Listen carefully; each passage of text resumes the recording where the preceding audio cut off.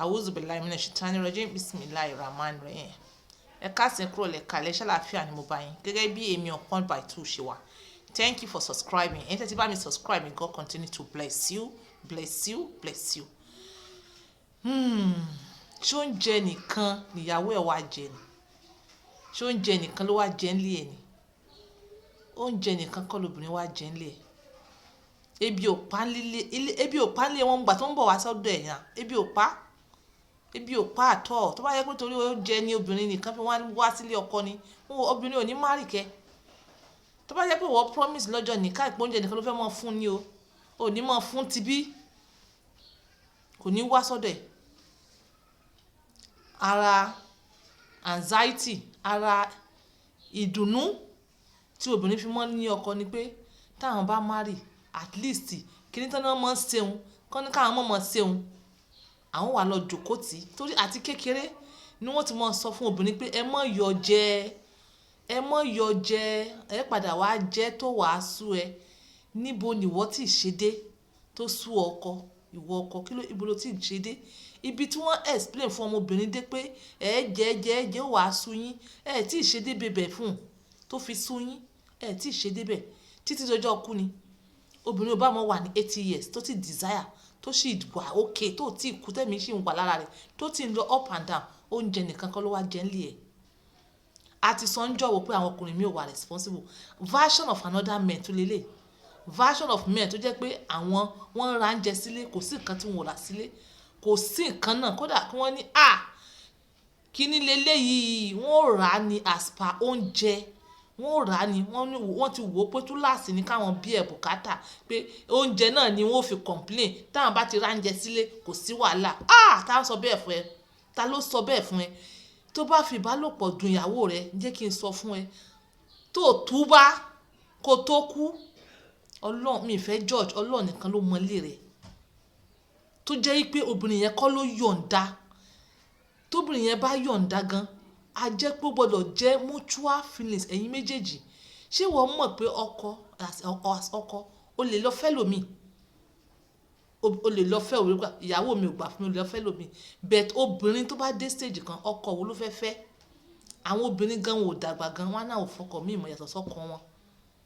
Ẹ fẹ́ tí mọ́ ti àwọn ọmọbìnrin yẹn síta. Àwọn obìnrin mi sì ti sọ pé rárá, kò sí nǹkan tó kàn wọ́n pẹ̀lú pé wọ́n ń yànlẹ̀. Tán bá dẹ̀ tí wọ́n á yànlẹ̀, ẹni wọ́n ń yànlẹ̀. Kí ló dènà? Oúnjẹ nìkan kọ́ ni obìnrin wá jẹ nílé ẹ̀. Oúnjẹ nìkan kọ́ lobìnrin wá jẹ nílé ẹ̀. Túláàsì ni kó fún obìnrin ní oúnjẹ tó náà bá kádàrá fún ẹ. Tó bá sì jẹ́ pé ìwọ ìyàwó náà ni Ọlọ́run bùkún, ẹjọ́ mọ́ ṣe síra wọn. Àmọ́ ìbálòpọ̀ túláàsì, ṣé ló jẹ ráìsì, iṣu, sẹ̀mó, ọbẹ̀? You understand? Ẹ lè mọ́ ṣe síra wọn ní ọkọ àti ìyàwó. Àmọ́ ti bíbá sùn 100% tó bá kù díẹ̀ káàtó ìwọ ọkọ, Ọlọ́run ó bi ẹ́ léèrè. Ọlọ́run ó bi ẹ́ àfi tó bá jẹ́ wípé sickness kan ṣí ẹ́. Sickness bá tẹ̀ ṣí ẹ́, má fi pamọ́. O ní láti sọ fún ìyàwó ẹ̀ kó lè bá understand pẹ̀lú ẹ̀, kẹ́ lè bá jọjọ mójútó sickness náà, kó lè bá mọ̀ pé ṣíṣe ni o sick, kì í ṣe pé torí pé ọkàn fi ń dùn òun. Oúnjẹ nìkan kọ́. Tí obìnrin bá dàgbà, ìyẹn ò ní kó mọ̀ lábẹ́.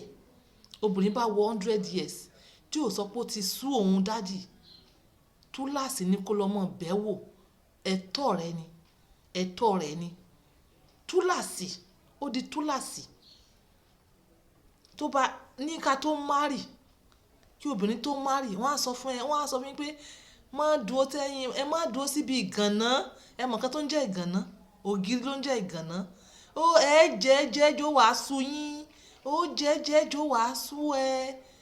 Obìnrin ò tí wàá jẹ́ débi sú. Ìwọ ọkọ, o fẹ́ yọ ọwọ́ rẹ̀ ní àwo pátápátá. Àwọn míì dẹ̀ ní kò ṣe nítorí pé ẹ sick, nítorí pé obìnrin mi wà ń ta. Ẹ ti lábẹ́ obìnrin mi wò ń ta. Nítorí ẹ̀ wọ́n fi sọ pé ẹ yé làlàkùlà, ẹ wà careful. Ẹ yé dòdòkúdò ń ta, ẹ wà careful. Nítorí èyí tó jẹ́ súnà yín, torí àti sùn yín, torí ọ̀run yín. Túláàsì, obìnrin bá gbó, wàá mọ̀ ṣe náà ní àti ìyàwó rẹ̀. Kò dẹ̀ kí n ṣe pé ṣíṣe túláàsì o, wàá mọ̀ ṣe tìfẹ́tìfẹ́. wàá mọ̀ ṣe tìfẹ́tìfẹ́ bó ṣe ń ṣe ìyàwó kékeré tó nífẹ̀ẹ́ rẹ̀ bẹ́ẹ̀ ni wọ́n ṣe máa ṣe ìyàwó àgbàlagbà náà tó bá fẹ́ rọrùn wọ̀ níwọ̀ ọkùnrin. Yes, tó bá fẹ́ rí ọ̀run wọ̀ torí pé mo fẹ́ kó understand pé ìyàwó àgbàlagbà tó rò pé ó ti dàgbà òun ni size age yẹ tí kò dẹ̀ complain tó dẹ̀ wá match up pẹ̀lú ẹ̀. Ẹ má jẹ́ kó sú yín tẹ́ bá fẹ́ rí ọ̀run ẹ̀yin ọkùnrin, ẹ má jẹ́ kó sú yín at all. Oúnjẹ nìkan kọ́ ìyàwó rẹ̀ wá jẹ, ẹ ní láti nífẹ̀ẹ́. Tí ìfẹ́ àti sọ pé tí ìfẹ́ bá ti tán, tó bá ti rí pé obìnrin ti ń gbó ní ọkàn yín, ojú ní physically, ẹ renovate ẹ ní ọkàn yín, ẹ má ṣe nǹkan tó dàbí ọkọ.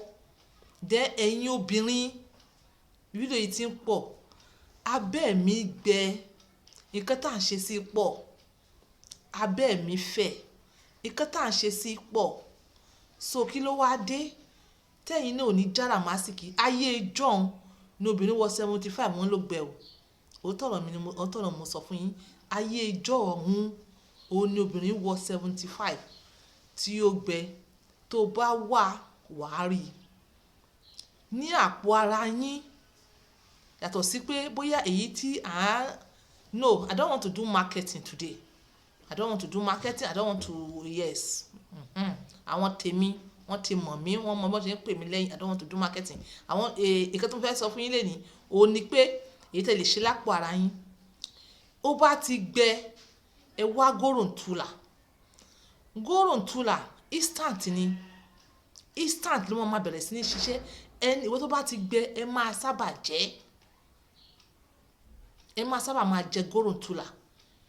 Then ìwọ obìnrin tẹ́ rí pé bóyá ó ti rí pé ó ti fẹ̀ lọ́kọ fẹ́ fi ẹ́ kalẹ̀ lẹ̀. Ó simple. Mo dẹ̀ mọ̀ pé bí ẹ ti pàdé ẹ̀ rí, but it is very, àwọn kan máa ń bèèrè pé ṣó wà effective. It's very very effective. Ẹ̀pà tó jẹ́ pé kò tutù kò gbẹ, ó wà ní middle. Ṣó yẹ yín tí ò gbẹ tán ráúráú, ẹ máa soak ẹ̀ sínú omi. Ẹ soak ẹ̀ fún like 2 days. Ẹ wá mọ yọ́ mu, ó máa contrast ẹ láti inú ni. Láti inú. So kí wá ní ẹ wà dára kalẹ̀ lẹ̀, ẹ jẹ́ kí wọ́n fi nǹkan kékeré kó yín lọ́bẹ̀ jẹ́ ń ta. Ẹ̀yin ò mọ̀ pé nǹkan kékeré wọ́n fi kó yín lọ́bẹ̀ jẹ́ ń ta. Ìlésílẹ̀. Ẹ̀yin kan ya ọkọ bóyá wọ́n ti draw attention ọkọ níta. Ẹ̀yin náà ẹ wà dà sí, bóyá ó wá fi style fi pa yín tì sẹ́gbẹ́ kan. Ẹ wà náà ń bínú. Ṣé wọ́n ń bínú ni? Àbí kó jára màsíkì, alájà jára màsíkì gbọ́kọ ẹ padà lọ́wọ́ àwọn mọ́mì ń ta. Gbọ́kọ ẹ padà ẹ gbówó ẹ kánà kan ẹ mọ́ fi ń ṣe ìbínú, ẹ mọ́ bínú. Bí ọkọ bá kọ̀ tí ò wá sọ́dọ̀ ẹ, ìwọ náà lọ bá. Múra. The most important thing ni pé nífẹ̀ẹ́ ara ẹ, love yourself first. Nífẹ̀ẹ́ ara ẹ, mọ́ múra, mọ́ fine, mọ́ dára kalẹ̀. Alájì pàmìtì ẹ wá jùlẹ̀ kalẹ̀ lẹ̀. Alájì kò ní láìkẹ́ mọ́ ni ó mọ́ fi tita àwọn ẹ mọ́ compare rẹ. Nífẹ̀ẹ́ ara ẹ, ìwọlé lé ọ̀tọ̀, wá tún nífẹ̀ẹ́ ara rẹ ó di méjì. So ìyẹn gangan libido ní lọ́tọ̀. Ìyẹn gangan pé mo nífẹ̀ẹ́ ara mi, ó nífẹ̀ẹ́ ara ẹ fún ara rẹ. Libido ni. Ẹ má bínú, fídíò yìí máa pọ̀ díẹ̀. Kó nífẹ̀ẹ́ ara ẹ lọ́kàn ara rẹ is a kind of libido. Ó tọ́jú ara rẹ, skin ẹ wà okay, ó fine, owó rẹ ń mirror orí pé ó fine. Is libido fúnra rẹ. Ó ní láti nífẹ̀ẹ́ ara ẹ láti rí pé ó kéré libido yẹn wá.